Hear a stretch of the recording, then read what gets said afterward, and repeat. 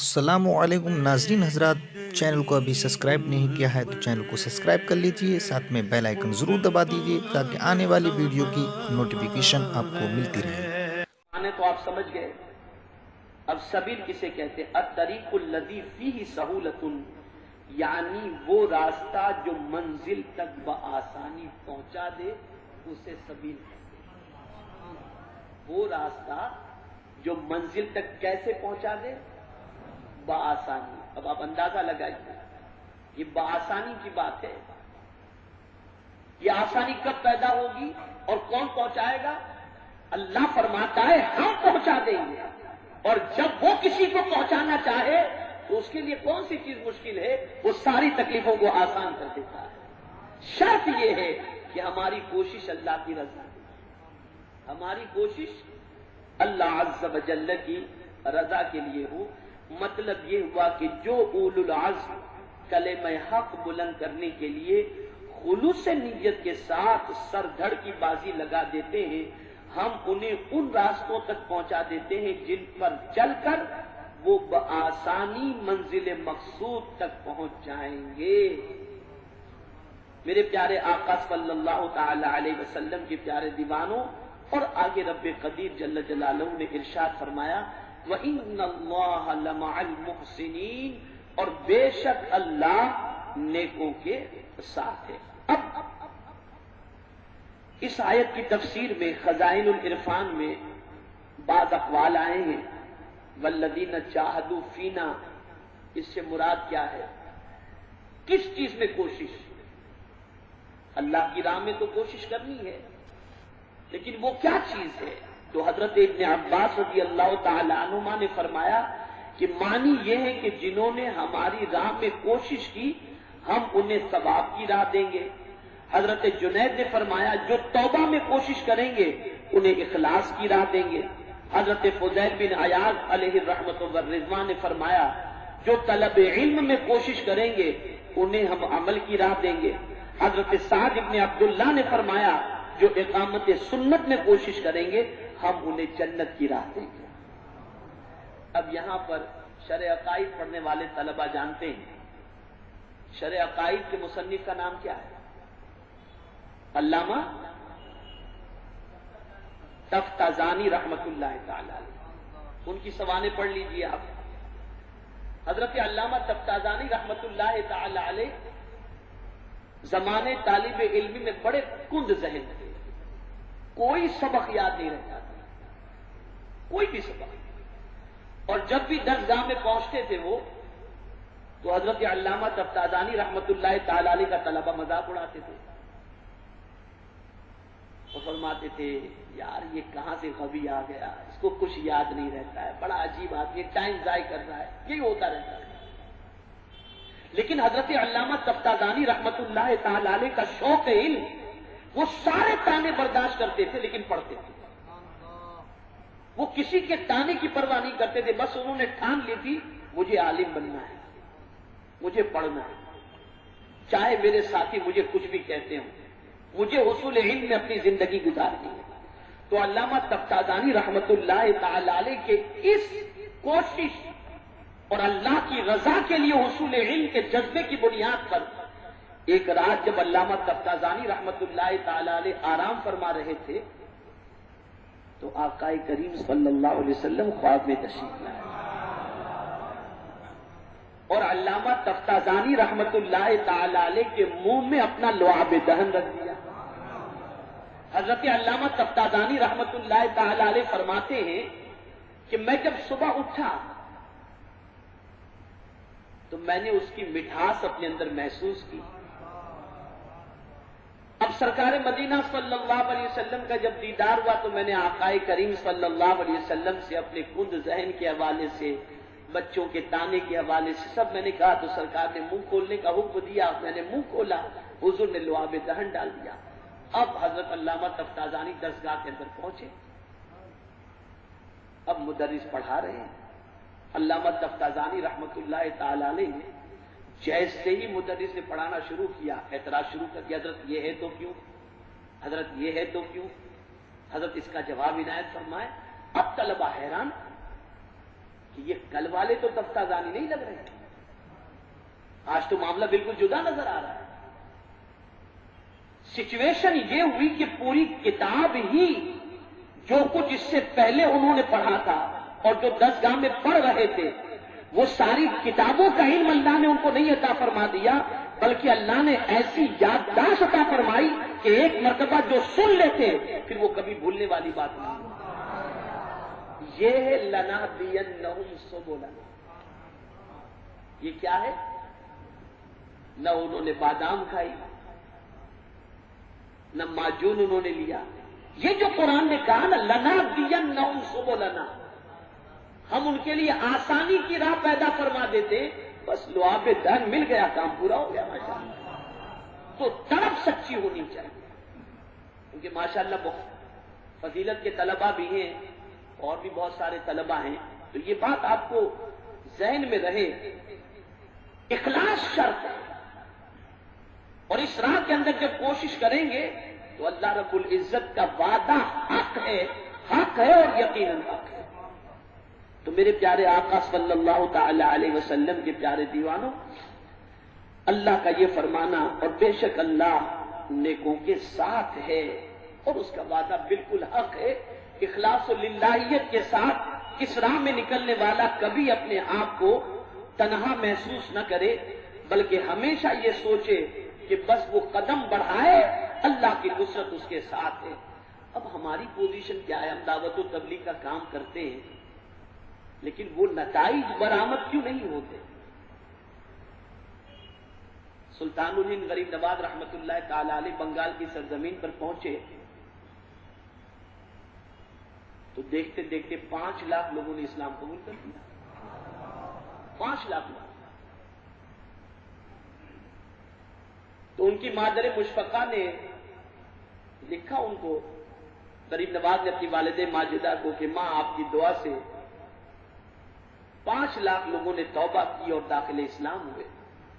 وہ غریب نواز کی والدہ ماجدہ فرماتی ہے، بیٹے تمہارا کمال نہیں ہے، اس میں تمہارا کمال نہیں ہے، یہ اس دودھ کا نتیجہ ہے جو میں نے تمہیں باوضو پلایا تھا،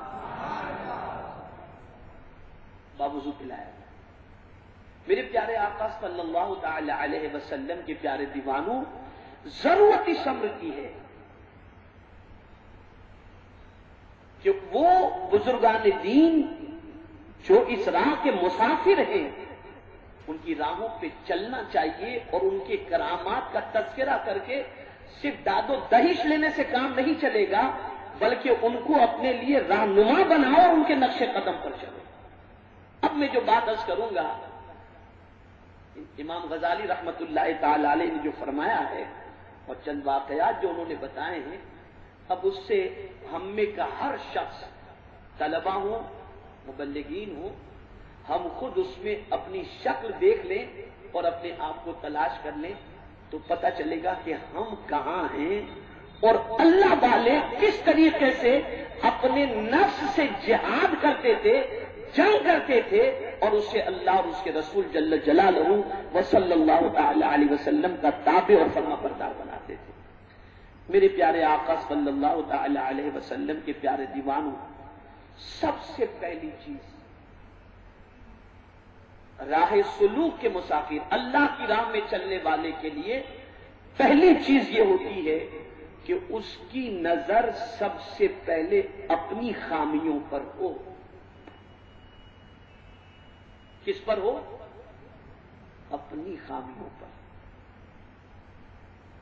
آج ہمارا حال یہ ہے کہ ہم اپنی خامیوں کو دیکھنے سے اندھے ہو گئے اور دوسروں کی خوبیوں کو دیکھنے سے بھی اندھے ہو گئے۔ ہمارا حال یہ ہے کہ ہم اپنی خوبیوں کے لیے آنکھ کھولے ہوئے ہیں اور دوسروں کی خامیوں کے لیے آنکھ کھولے ہوئے ہیں۔ یہی وجہ ہے کہ ہم اس منزل تک تو پہنچنا بہت دشوار ترین چیز ہے، لیکن ان کی گرد راہ بھی نہیں بن پاتے جو اس راہ کے اولو العزم مسافر ہیں۔ اب میں آپ کو بتاؤں، میرے پیارے آقا صلی اللہ تعالی علیہ وسلم کے پیارے دیوانوں، اے عزیز، معلوم ہونا چاہیے کہ بدن، ہاتھ، پاؤں اور آنکھوں کی صحت اسی وقت معلوم ہو سکتی ہے کہ ہر ایک عضو سے اس کا کام بخوبی انجام پائے. مثلا آنکھیں اچھی طرح دیکھتی ہوں، پیر خوب چلتے ہوں، اسی طرح دل کی صحت بھی اسی وقت معلوم ہوگی وہ جس کام کے لیے بنایا گیا ہے اور جس کام کی اس کو ضرورت ہے وہ اس پر آسان ہو، اور وہ ان چیزوں کو دوست رکھتا ہے جو اس کی اصلی فطرت ہے. اس بات کو دو چیزوں سے معلوم کیا جا سکتا ہے، ایک ارادت اور دوسرے قدرت. ارادت یہ ہے کہ اللہ رب العزت سے زیادہ کسی چیز کی محبت نہ رکھتا ہو، کیونکہ حق تعالیٰ کی معرفت دل کی غذا ہے. آپ کا دل بیمار نہیں ہے، اس کو پہچاننے کا طریقہ بتا دیں کہ دل بیمار نہیں ہے. اس کو پہچاننے کا طریقہ یہ ہے کہ یہ دل اللہ کی محبت کے لیے دھڑکتا ہو، اس کے رسول صلی اللہ علیہ وسلم کی محبت کے لیے دھڑکتا ہو. جس طرح کھانا جسم کی غذا ہے، جب بھوک نہ رہے یا بدن کمزور ہو تو وہ انسان بیمار ہے. اسی طرح جب دل میں خداوند تعالیٰ کی معرفت اور محبت نہ رہے یا بہت کم ہو جائے تو سمجھ لینا چاہیے کہ وہ بیمار ہو گیا ہے. اسی لیے اللہ رب العزت نے ارشاد فرمایا ان کان آباؤکم و ابناؤکم و اخوانکم و ازواجکم الی آخرہ. میرے پیارے آقا صلی اللہ تعالی علیہ وسلم کے پیارے دیوانوں، اب میں آپ کو بتاؤں کہ سیدنا فاروق اعظم رضی اللہ المولا تبارک و تعالی عنہ اور جلیل القدر صحابہ ہمیشہ اپنی فکر میں گرفتار رہے اور اپنے اندر خامیوں کو تلاش کرنے کی کوشش کرتے. مثال کے طور پر حضرت حذیفہ ابن یمان رضی اللہ تعالی عنہ وہ جلیل القدر صحابی ہیں کہ سرکار مدینہ صلی اللہ تعالی علیہ وسلم نے مدینے میں موجود منافقین کی لسٹ ان کو دے دی تھی، اور ان کے علاوہ کوئی نہیں جانتا تھا کہ مدینے میں کون منافق ہے. واحد وہ جانتے تھے، سرکار نے ان کو بتایا تھا. اور جب وہ کسی کی نماز جنازہ میں شریک نہیں ہوتے تھے نا تو لوگ یہ سمجھتے تھے کہ شاید یہ منافق ہے. اب وہ فاروق اعظم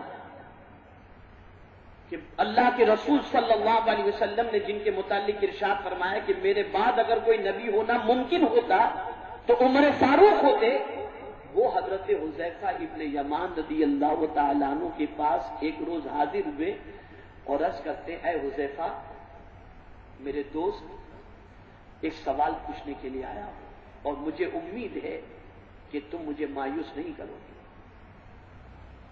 عرض کرتے کیا بات ہے؟ تو فرماتے حذیفہ سچ سچ بتاؤ، جو منافقین کی لسٹ حضور نے تمہیں دی ہے کہیں اس میں میرا نام تو نہیں؟ کہیں اس میں میرا نام تو نہیں؟ یہ کون کہہ رہے ہیں؟ جلیل القدر صحابی جن کے اندر نبوت کے اوصاف اللہ کے رسول نے دیکھے. یہ اور بات ہے کہ اللہ کے رسول آخری نبی ہیں، ان کے بعد کوئی نبی نہیں. وہ اپنی فکر اتنی کرتے ہیں جن کے جنتی ہونے کی ضمانت بلکہ اللہ کے رسول نے جنہیں اپنا وزیر بنایا ان کی سچویشن ہے. تو میرے پیارے آقا صلی اللہ تعالی علیہ وسلم کے پیارے دیوانوں، وہ شخص نہایت ہی احمق ہے. امام غزالی فرماتے ہیں معلوم ہونا چاہیے کہ جو بڑا احمق ہوگا وہی اپنے بارے میں نیک گمان ہوگا، یعنی وہی اپنے آپ کو بہت کچھ سمجھتا ہوگا، میں یہ ہوں، میں پارسا ہوں، میں متقی ہوں، میرا یہ مقام ہے. اس سے بڑا احمق کوئی بھی نہیں، اس لیے کہ عقل مند تو وہ ہے جو بہت کچھ ہوتے ہوئے ڈرتا ہے کہ پتہ نہیں میرا نام کہاں لکھا ہوا ہو، کس رجسٹر کے اندر میرا نام موجود. میرے پیارے آقا صلی اللہ تعالی علیہ وسلم کے پیارے دیوانوں، لازم ہے کہ ہر شخص اپنا عیب تلاش کرے، کیونکہ جب تک مرض نہ معلوم ہوگا وہ علاج نہ کر سکے گا، اور تمام علاج نفس کی مخالفت میں ہے. چنانچہ اللہ عز و جل ارشاد فرماتا ہے قرآن مقدس میں وَنَهَى النَّفْسَ عَنِ الْهَوَىٰ فَإِنَّ الْجَنَّةَ هِيَ الْمَأْوَىٰ اور جس نے باز رکھا نفس کو خواہش سے بس بالیقین جنت اس کی آرام گاہ ہے. جس نے اپنے نفس کو کنٹرول کر لیا، خواہش کی تکمیل سے اسے باز رکھا، اس کی بات نہ مانی. حقیقت یہ ہے کہ وہ بندہ جو ہے وہ کامیاب ہے اور وہ جنت کا حقدار ہے. آقا کریم صلی اللہ تعالی علیہ وسلم سے سوال پوچھا گیا، یا رسول اللہ صلی اللہ علیہ وسلم جنت کتنی دور ہے؟ سرکار مدینہ صلی اللہ علیہ وسلم نے فرمایا 2 قدم. صحابہ نے اس کے حضور 2 قدم کہا؟ ہاں، 1 قدم نفس میں رکھ، دوسرا قدم جنت میں رکھ.